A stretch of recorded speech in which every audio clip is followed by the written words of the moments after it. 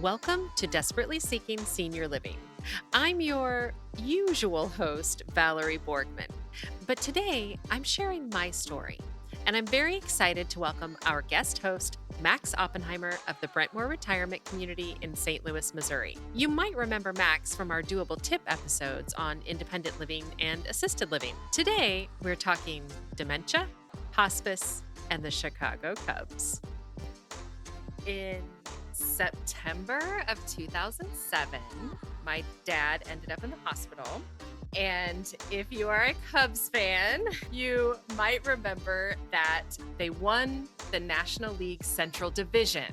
And so I went to my dad's hospital room. Actually, at the time, I was really shocked because I was like, how is it that he didn't watch the game tonight? What I realized later is that my dad was suffering from dementia. Welcome to Desperately Seeking Senior Living, a podcast for sons, daughters, grandkids, and spouses who suddenly find themselves tangled in the search for senior living and care. If you like today's episode, don't forget to subscribe and check out our doable download in today's show notes for a printable summary of the show and a bonus tip from our guest. This story is incredible. This is something else. I mean, you and I could go back with stories, but this is your own father. Yeah. And that's obviously the fact that you're going to be able to tell this. I mean, it's been a while, but that doesn't help. If you need to stop, or if you need to go on a tangent to just take a break, like it's okay. Like if you want to, like, oh man, then like it's kind of hard for you. But like, yeah, so the Kraken are kind of start playing, and it's going to be really great. I'm excited. That's okay. You're going to get PTSD from all the talk about the Cubs. That's what's going to That's happen. right. That's okay. That will, by the way, that will absolutely be talked Yeah, about. we'll see. We'll see. Okay. Between a Catholic prayer and a Cubs fan with a Jewish Cardinals fan. And this is absolutely going in the show. So buckle up, listeners. Oh my gosh, I love it. Okay, well, I will just jump right in then. I will just start.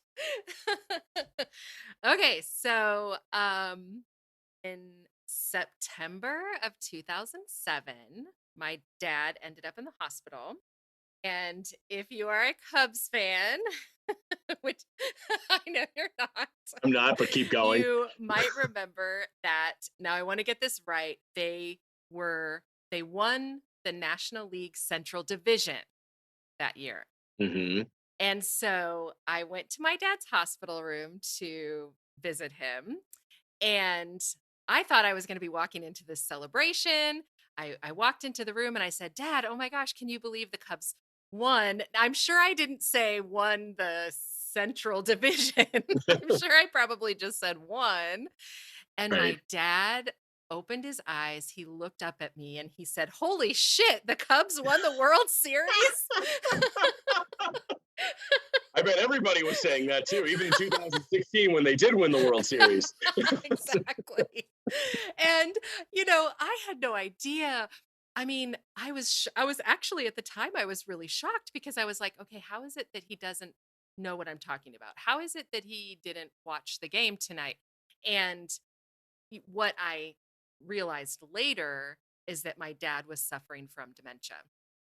And what he actually had was alcohol related dementia. He had drank for most of his life. And, but this was way before I worked in senior living.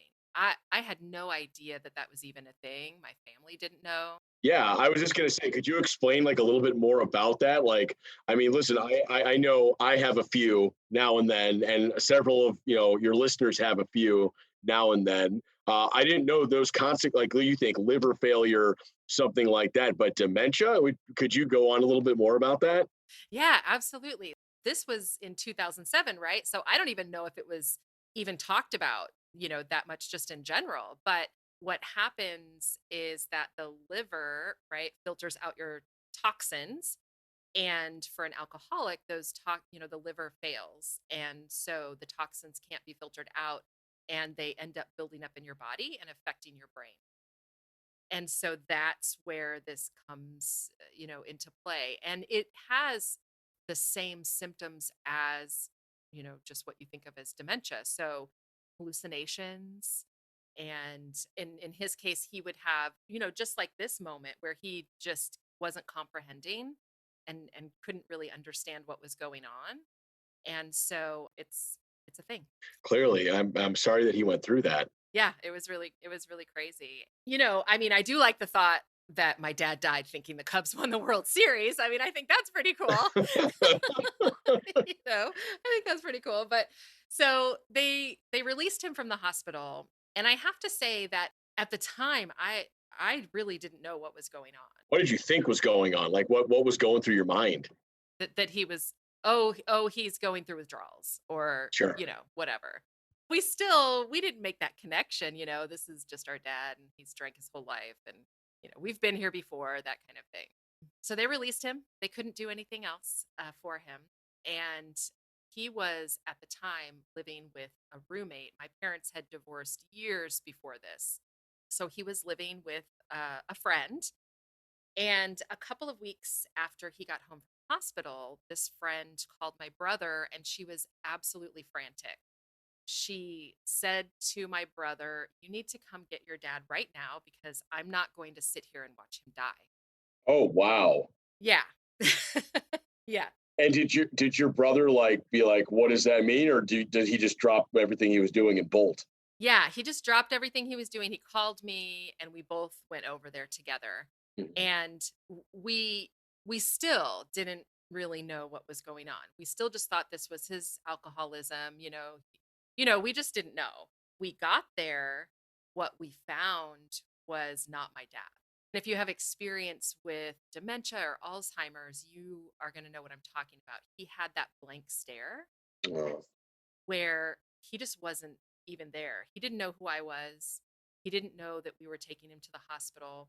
Getting him out of the house and into the car, he didn't understand. And so we were like having to go, okay, we're going to open the door and, all of those things that you do. Um, he also had this at times this strange grin on his face, which was actually really haunting and strange. He because he was just not. We didn't know where he was in his mind. But we got him to the emergency room, and they had to restrain him because, of course, he didn't understand and he was trying to leave. Then, after all of those hours, right, it takes so long at the emergency room, the doctor comes up to us and she says, "Okay, there's nothing more we can do. So we are discharging your dad." just sorry, tough luck, adios. We want him out of here. Yes. Oh, thanks for your help. Yeah, exactly. Insurance And dollars hard at work there. yeah. Yeah. And so imagine this picture. I was 36 at the time and a single mom. My brother Philip was 35, working a crazy amount of hours every day, single, living in an apartment. And our other brother Derek was only 18 years old. So imagine the looks on our faces because he just got kicked out by his roommate. And so we looked at her, and literally this is the point where I always tell people, if you're in this situation, just beg. Just beg. Just give it a shot. And that's exactly what we did. Yeah, listen, yeah, what's the worst that can happen? They say no, right? Like, Exactly. And that's just go yeah, and for that's it. what I did. And I just explained the story and explained to her what our situation was. She then pulled us aside and she said, "Do you have any idea how sick your dad is?" And we didn't. And she said, "Your dad has about 2 weeks to live." Oh, wow. Yeah. So you went from thinking that this is just another alcoholism episode to, the blank stare thing. I was going to ask, is that something that did you feel something was definitely different then when you saw that? Because I mean, you and I have been doing senior living for a while. There's definitely something, a lot of words can be said about a blank stare, Yeah. Definitely thought that something was different there. but not like 2 weeks to live different. We had no idea. And this was also, again, before I worked in senior living. So even the blank stare, we knew it was something we had never seen before, but I still had no idea what it meant. And when the doctor said that, we went into shock at that point. And I do have to say that she did something that she absolutely did not have to do, and that was she admitted my dad to the hospital. She did not have to do that. She did it. I like to think of that as sort of the first gift we got in this whole journey because she didn't have to. And so she admitted my dad. It was sort of strange because at that point, even being told this news, I think you go into denial. Oh, sure. Yeah, right? Because we're still like, no, my dad was only 55 years old at the time. Oh, And so we're still like, no, there's no way. There's got to be something they can do. And so our conversations with the doctors they're probably looking at us like, oh my gosh, these guys are in denial. But we're like fighting, like, oh, there's got to be something. There's got to be you know, something you can try. And he did get better. I'm sure they were giving him fluids, I don't remember exactly, but I'm sure they were giving him things that would make him feel better. And so he did become very lucid. I guess that sort of fed our denial a little bit because, he looked like he was doing so much better. And it was actually at this time that we got our second gift. And that was when my uncle asked us if we had power of attorney, oh, good question, right? Uncle. Good question. Yeah. Yeah. And also something we had no idea what Sure. it was. I mean, we were young, we had no idea what that was. We didn't have it. So we were actually able to go through with the power of attorney paperwork. Very easy. He signed it, no problem. No problem, but you enter into that whole other thing where now you're responsible for everything and you know. Right. Well, you said it was very easy, and this was all done in the hospital? Yes. And you said it was easy. I mean, everybody that's listening, hopefully if you don't know, now you know. Power of attorney is so important. I mean, Valerie's dad wasn't, a senior citizen, but you needed to obtain power of attorney very quickly. And Valerie, I know you and I have encountered several people who need power of attorney pretty quickly, but don't always know how to get it. So I mean, the hospital is not where you want to get your power of attorney. That's something where you want to have it. But you said that was at least something that was easy to do. Would you say that's a relatively simple process outside of a hospital? Yeah, it's online. Every Yep. state has a different one, and you Mhm. just print it out, you fill it out, and I mean, the only thing you have to do is get it notarized. In this Right. case, we were in a hospital, there was a notary there. Sometimes in skilled nursing, there's a notary. Every bank usually has a notary. So, Yeah, we have a notary at our community also. yeah, and it's like for us back in 2007, it was like $20. Sure. You're right. Much better to have it done before the hospital. Yeah. I mean, typically at age 55, you're not thinking about that kind of stuff. But Yeah, that's true. Yeah. And then this is where all the fun starts, right? Not fun. So now we are clearing out his place. Now we're going to his bank. We're trying to pay his bills. What responsibilities does he have? What do we need to do? So we're digging through paperwork, all of that stuff, which is it's hard because at the same time, we were young. So when all of this is going on, we're also still working and dealing with the hospital and trying to visit my dad. And I'm trying to, spend time with my son. We were very lucky to have a support system around us. And so, my job was very lenient. And one of the things with my dad is that he always had this really big fear of dying alone. So we're also trying to arrange our schedules so that my dad is not ever alone. mm, I feel like during this time we were really on autopilot and not even really processing. I remember my brother and I went out to dinner one night, and I remember saying to him, "Do you think this is really it? This kind of feels like this is it." mhm. And even in that process, we were still trying to figure it out. About, I would say, a week into his hospital stay, he started to decline. He became combative and he pulled his catheter out and he was trying to leave. And Oh man. yeah, and this was when the doctors all, they all come in the room, right? You have all these Mhm. so we had like five people, four doctors and social services. Like Oh they my. were all in the room and they said, um, we think it's time to consider hospice. I mean, they're so gracious, right? They're like, it's time to consider hospice. Like, Sure. well, no, it's like we need hospice here. And so, we're just like, okay, what we're not sure what to do, or like, okay. Luckily, hospice for this hospital was actually in the hospital. So it was just another wing. But there was a day in there, and I'm trying to think of when it was. I think it was the day before he actually went on hospice, where he was super like awake, and he was eating, and he was telling jokes, and we were reminiscing together, and we were even able to ask him where he wanted to be buried, which sounds like an awful thing, but honestly it was such a huge relief. It's an important question, Yeah, and it was a huge relief that we didn't have to make that decision. right? That was so big. And yeah, so he had this really fantastic day where he was just like our dad again. And I remember that he and I were alone, and he asked me to pray with him. And I was like, yes, of course. I was like, wow, this is so cool. And so my dad was raised Catholic, and I was raised Christian. So I prayed this really heartfelt prayer, and it was emotional. And at the end, I said, Amen.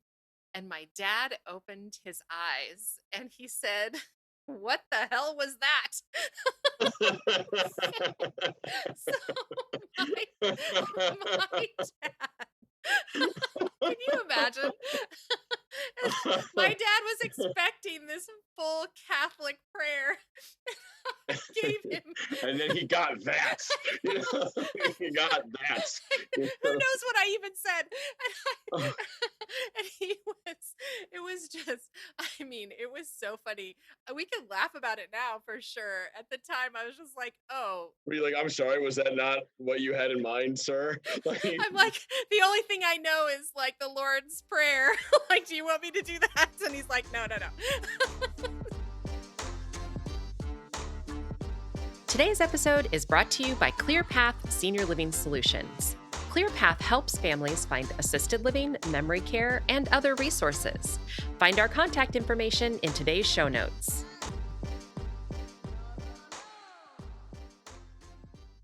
I think that's just the thing to know about my dad, is that he was a super funny guy. He was just this tall, big guy that drove trucks for a living. In his past, when he was younger, he was a really talented woodworker.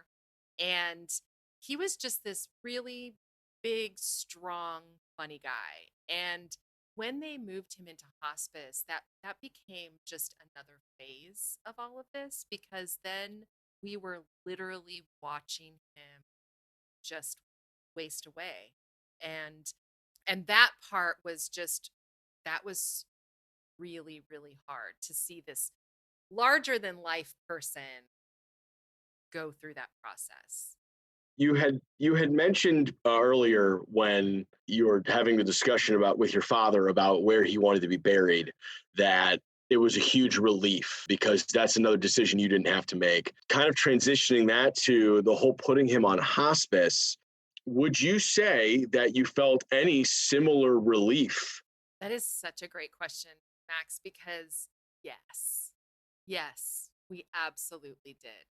I would say hospice. Honestly, I'm not even being dramatic. I feel like hospice saved us, because, and especially this particular program, because it was in the hospital, it's fully staffed all the time. And they were just so gracious and emotionally supportive. And so, yeah, absolutely. It's funny because for us being so young, I don't know that we fully understood what hospice even was. And to have that, yeah, it was amazing. It really, really was. And he was only on hospice for 3 days. Really? Yeah. Now we have to go to a funeral home. Honestly, Max, probably someone said, you guys, do you know which funeral home you're going to use? Because, you know, As a matter of fact, yes, I do. I think, when you're going through something like this, and with us being the age that we were, and now we're power of attorney, this is all falling on us, but we really had no idea. So that was probably another gift that someone was just saying, hey, do you know what you're going to do? So there was a funeral home that had, done funerals for our family. And so we picked that funeral home and we were in the office and you go through all the questions and we're having an open casket. And so you give them a picture and you go through all this stuff and you take them the clothes, and there's anything you want in the casket. You have to pick out the casket. Like there's this whole thing, right, that you have to do. So we're at the funeral home and my brother and I are sitting there and they said, okay, we have his personal items. Do you want him to be buried with his wallet? That sounds like such a simple question. Like that should be a really easy question to answer. But my brother and I sat there and we're like, I don't know. we sat there for a really long time. And finally we were just like, oh yeah, of course. Yes, yes. Just, bury him with his wallet. Yeah, of course. It's his wallet, right? And then so he had like his driver's license and there was like $7 of cash in the wallet. And then I looked at my brother and I was like, oh my gosh, dad would think we were so dumb for burying money. He'd be like, what am I going to do with it? So we ended up taking the cash and then we're like, oh no, yeah, we want his driver's license picture. And so we ended up taking. Maybe just bury the wallet part. Yes. Oh, can I ask you a personal question? Yes. Who got to keep the money? I think I got the 5 and my brother got the ones. Yeah, it's like, all right, you get the Starbucks. Everyone's like a super small cup of Starbucks. So we went through all of that and got that part done. And then on the third morning of hospice, we woke up to my dad having some movement, which we thought, oh my gosh, dad's gonna wake up. Like we thought, oh, he's gonna wake up, And the nurse, we called the nurse in and we said, hey, he just moved. So we're still so hopeful. We're just like, he's gonna wake up. And so we said that to the nurse, oh, he just moved. And she came in the room and she said, no, no, he didn't like actually move. It was not an intentional motion. And the minute that she said that, he kicked his leg. No, no way. And when she left the room, I whispered in his ear, Dad, I know you hear us. I know you heard that. Oh my Yeah. gosh. And so I said, I know you're just telling that nurse that you're still here. And that seems to fit the personality of your father also. Yes, exactly. And this is the other cool part. Hospice made it very clear to us that our dad could still hear us, that he was still there. And so that we should, continue to communicate with him and talk with him. And so, yeah, this was just this crazy cool thing where I'm like, that's right. And that actually happened the night before he died. And so the next morning we wake up and that was when his breathing had changed. So we knew that something was happening. And we called the nurse in and she said, yeah, I think we're getting close now. And I think that was really where you kind of exhale and now all the busyness falls away and now it's like, wow, this is it. And my brother and I were both around him and he took a couple of sort of strange breaths and at one point he stopped breathing and we called the nurse and she came in and she said, nope, he's not yet. It's just that his breaths are slower. And I I think that this next part, I think it's easier to understand if you've actually been with someone when they have taken their last breaths. Because when he finally did, and the nurse came in and she confirmed, it's like having every single feeling all at once. And those feelings are the fear and the anxiety and the grief. But there was also this deep sense of honor and peace at actually being there with him when he made this transition and when he passed. I know that that's such a strange thing to say, that you can have those all together in this moment, but that's how it felt for me. I mean, what a special opportunity that was for you that you capitalized on to fulfill your father's wishes of having him not die alone, and to have that sense of honor to be with him. I mean, not to put it, bluntly, but what a way to go out, with your children there, and to have that feeling. I mean, that's what he would have wanted. I'm sure he's like you've kept that with you. Yeah, with his children there thinking the Cubs won the World Series. Yep, absolutely. With, let's see, and you're having a Jewish Cardinals fan interviewing a story about a Catholic Cubs fan. It I just can't help but think something's going on here. But it's After all that, it's a which also I will say, it's so strange too to be, like you call all the people at the end, your friends and your family. And for us, that was a lot of people. And yes, so, we were also very grateful to have our family was there. And so literally the waiting room was just packed full of people. I remember coming out into the waiting room and my cousin Angie was there, and, it was her birthday, and I had totally forgotten, oh of wow, course, right? And so it was like, I just oh. burst into tears when I found that out. And we're, like, laughing, crying, and like, "Happy birthday!" And so I never forget Angie's birthday, so she's that's a positive for her. Yeah, exactly. I mean, Angie, if you're listening, never again, never again. But yeah, it's really crazy because I feel like afterwards, and maybe this even was happening during that, I almost had like PTSD, like in some, that's what I call it. I know there have been some things written about this, grief and PTSD. It really feels like that. And at the time I was working at Barnes and Noble, and one of the booksellers also happened to be a nurse, and I literally felt like I was going crazy. And so I walked up to him and I just said, "Hey, I think I might be going crazy. I have no control over my emotions. I have no control over my thoughts. I have no idea what's going on. What should I do? Do I need to go to the hospital? you know, can you help me?" And um, he was just so amazing and wonderful. And he just looked at me and he said, "Every single thought, every single feeling that you have, whether it's good or bad, is okay. Wow, It's okay." he just was able to say that. Wow. Yeah. And, he's like, "This is grief. This is grief. And this is what it looks like. Your experience is yours. And there is no right or wrong." And that was so helpful. That was just huge. And every single year, the end of September, beginning of October, I start to have like physical reactions to things. I start to have emotions where I'm like, "Well, why is that bothering me so much?" Right? Like my emotional reactions are really tough.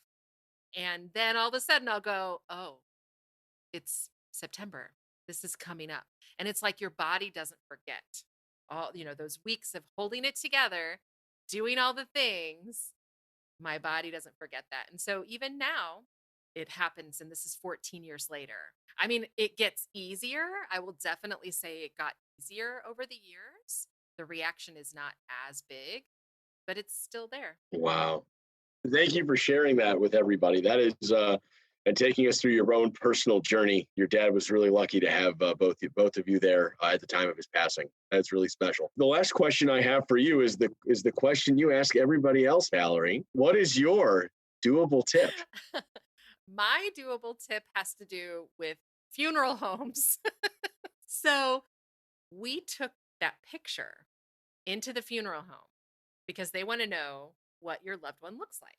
That picture was my dad with his thick, wavy hair and his mustache that he always had. which was a big mustache. It's the U-shaped mustache that goes all the way down. He was wearing a flannel shirt. I mean, so you got the feel of my dad. And they literally called us and said, "Did you want us to shave your dad?" "No, I do not want you to shave his mustache." And then we got there and they had completely straightened my dad's hair. They had parted it on the side. It looked nothing like my dad, Whoa. except the mustache. Thank goodness they called us, right? The mustache was still there. It sent me into a tailspin, which freaked them out. And then they run over to the casket, and they're like, "Do you want us to fix it?" Oh And I'm my like, "No, no, gosh. no, don't touch him." Like, he's in the casket. I know it's never going to look like my dad. Like, I knew that. But I mean, let's get the hair right. So, my doable tip would be to have a family friend, have someone that you also give the picture to go and let them go and see first and prepare you for anything, or have the changes made that need to be changed.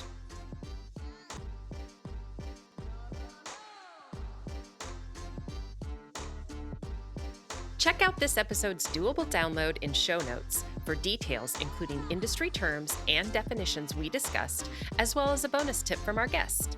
Have questions or your own tips to share? Leave us a message.